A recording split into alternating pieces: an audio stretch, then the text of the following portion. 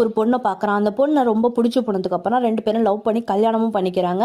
இப்போ அந்த பொண்ணுகிட்ட சொல்லிட்டு தன்னோட நாகலோகத்துக்கு திரும்பி போறா. இவன் ஒரு இச்சாதாரி நாகமா இருப்பான். இப்போ அந்த நாகலோகத்தில் உள்ள 5 தலை நாகம் இவன் கிட்ட அந்த நாகமணியை கொடுக்க வருது. ஆனால் இவனோட தங்கச்சி என்ன பண்ணுறான்னா அந்த நாகமணி தனக்கு தான் வேணுங்கிறதுக்காக இவனை கத்தியால் குத்தி கொலை பண்ணிடுறா.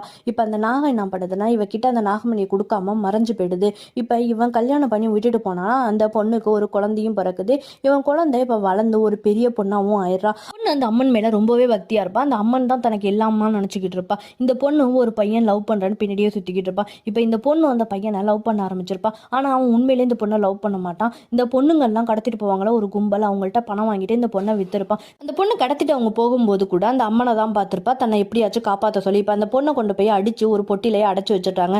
இப்போ அந்த அம்மனையே நினைச்சுக்கிட்டு இருக்கும்போது அந்த பொட்டிக்குள்ள ஒரு பாம்பு. அவங்க அப்பாவோட சக்தி இந்த பொண்ணுக்கு இருக்கவாசி ஒரு இச்சாதாரி நாகமா மாறி அங்க உள்ள அடியாட்கள்லாம் அடிக்க ஆரம்பிக்கிறா.